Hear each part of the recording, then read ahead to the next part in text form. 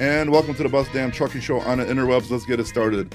The first thing I want to talk about before we get into the market update is the ATA for sure. Because the ATA, like, they claim to be like the voice of trucking. You know, they're like saying they're helping the little truckers out. They're saying all this stuff, but I mean, like, are they really working for mega carriers or what? Because it's kind of crazy that the ATAs just came out and, you know, they've been saying for years that we got such a driver shortage and so on. And then all of a sudden, like, oh, they're like, oh, we just lied. You know, we weren't serious. So, like, what is the ATA actually doing? Like, why were they lying about the driver shortage? Like, I want to get to the bottom of this, man. I probably should write these guys an email and ask them, like, what the hell's going on? But I mean, I'm sure they're not going to reply to me, but they straight up lied, dude. There was never a driver shortage, right? There was never any kind of driver shortage whatsoever. Like, if anything, there was like a shortage of cheap drivers. That's probably the case. So like, you know, like mega carriers always wanted like more new drivers to enter the industry, right?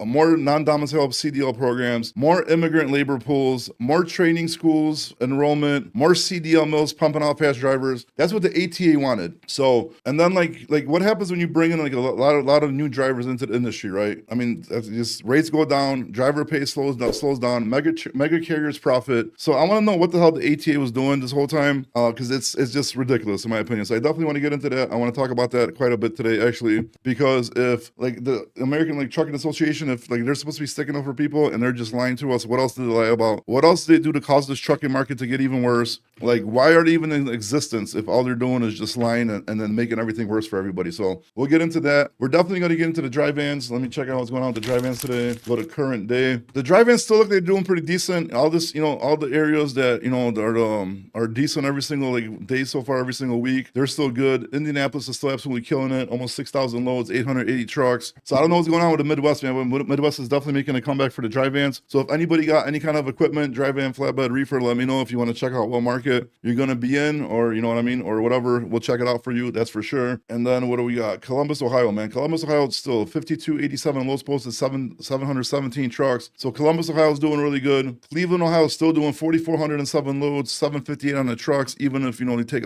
everything into consideration, and even if you take like margin of error into consideration, that's still really good. Grand Rapids, again, dude, another day. Grand Rapids, 3,277 loads, 804 trucks. Not bad, man. Midwest is actually doing really good, man. Appleton, Green Bay area, 2,440 and 514 trucks. So, I mean, that's not the best, but still pretty good. Chicago, just a lot of loads, a lot of trucks, man. 6,103 on the loads, 3,600 on the trucks. That's just, that, you know, to me, I don't know, it shows a lot of volume, but it shows a lot of trucks. Margin of error, that's probably like 1.1, 1.2, 1.3 trucks to loads to every truck. So that's, I mean, it could be worse, but I mean, I don't think that's really that good. And Southern Chicagoland, 5,681 loads, 1,575 trucks. Again, I don't know. You know how Chicago is, man. Like, you know, Chicago is weird, man. Sometimes like you'll get money, sometimes you won't.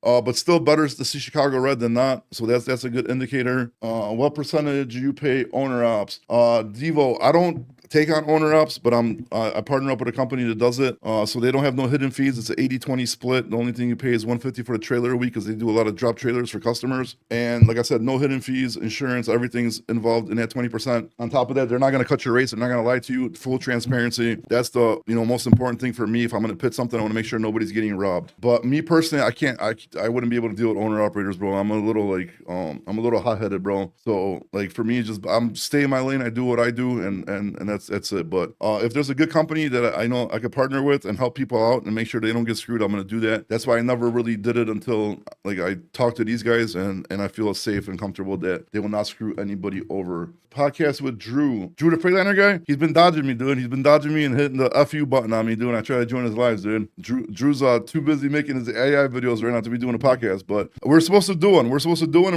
one frequently. So I don't know what happened. I got to talk to him. We'll find out what happens. But I would love to do a podcast with Drew. Tell me area and your equipment, and I'll be more than happy to look it up for you. But okay, what else we got going on?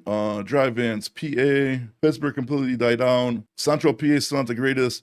Northern New Jersey, absolutely crazy. 5,595 loads, 694 trucks. A lot of people say, "Well, you're not going to get money from there." Dude, you're going to get money, because if you're only looking to go like to your home or back or whatever, and you need a specific lane, then obviously it's going to be a lot harder for you to get money for that lane. But if you're open to going wherever from that area, there's going to be loads, man. Somebody's going to get desperate because there's way too many loads, not enough trucks. So somebody's going to definitely get desperate out there and pay you. So I don't want to hear people in the comments later on the videos or in the clips like, oh, this is a backhole state, they don't pay shit. Yeah, because you're not looking good enough, bro. There's numbers like that, there's money. Dry Van, Illinois. Ortiz, what's up, buddy? North and south has a lot of loads, but a lot of trucks. So there is volume, bro, but I'm just not sure how the rates are going to be because just way too many trucks, you know, even though there's a lot of loads. But I'm pretty sure you'll still find something halfway decent. Still a lot better than a lot of other places. Step deck, Ball Ground, Georgia, 3 trucks on Monday. Let me see. Step deck's going to be mixed in with flatbeds, step decks, and Conestogas. Ball Ground. Where the hell is Ball Ground by Atlanta? I don't know, we'll just do everything. Atlanta right now showing 27.11 on lows, 221 on the trucks. Not bad, nothing too crazy though, but I mean, you still have a step deck, so you're probably going to land something decent. Macon, Georgia, Central Georgia, nothing crazy. 1,025 loads, 15 trucks. Valdosta, Albany, Tifton area, we're looking at 1,033 loads, 36 trucks. Savannah area, so you'll be the southeast Georgia area, 2,407 loads and 68 trucks. Regardless, you have a step deck or flatbed, so you should get some kind of load. I'll probably just keep them in the south. The south has a lot of good areas for flatbeds, so I'm pretty sure you're going to be okay, man. I'm pretty sure you are going to be okay. Flatbed, California, Elise. Flatbed, California. Well, it looks like LA area, 2,103 loads, 89 trucks. Ontario market, 877 on the load, 69 trucks.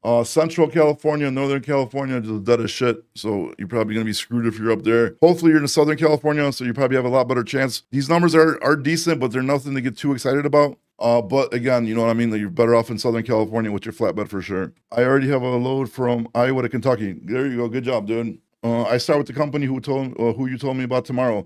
Oh shit, rookie to rookie, no shit. Good, dude. Let me know how it goes. We could like after you've been there for like a couple of weeks, let me know, bro. We'll jump on and we'll do a live podcast together and we can talk about it and actually give like testimonials and shit. And then if anything happens you don't like or some shit goes down, bro, just shoot me a DM, no problem, bro, and I'll make sure I take care of it for you. Because if I'm gonna be sending people to any company, like they need to be taking care of the people, and that's it, dude. Like no ifs, ands, or buts about it, bro. So like I said, man, just anything happens, hit me up. I'll make sure to try to work on it for you. But if I sent you somewhere, I do feel comfortable about doing it, bro. So good luck, and I hope you make a lot of money, my guy. How to start authority in fuel hauling and find loads. Fuel hauling, bro, I'm not the person to ask, bro. I wish I could help you, but I'm definitely not the person to ask. I have no idea. I wish I could help you, but if anything I tell you about that shit would be lying to you. Yeah, no problem, bro. Again, let me know. Like, everything starts going good, hit me up. Make sure you hit me up because I want to do, because I know a couple people already signed up. So I want to make sure like we're good. I want to make sure, get some testimonials. Let me know what you like about it. Let me know if there's anything you don't like about it. And that way, like I could even communicate with them and, make some like a better experience for everybody, bro. So again, good luck, bro. And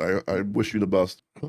Drive ins. So Midwest is looking good, bro. Louisville market, 2856, 317, not bad. Could be better, but could be worse. Evansville, 1882, 181. St. Louis looks like it cooled down, but still not bad. Over 3,000 loads, 569 on the trucks. So that's good. And then we got one here. How is the Boise market? Van market. It is yellow as shit. So like Spokane, Northern Idaho market, 588 loads, 64 trucks, huge ass area, so absolutely garbage.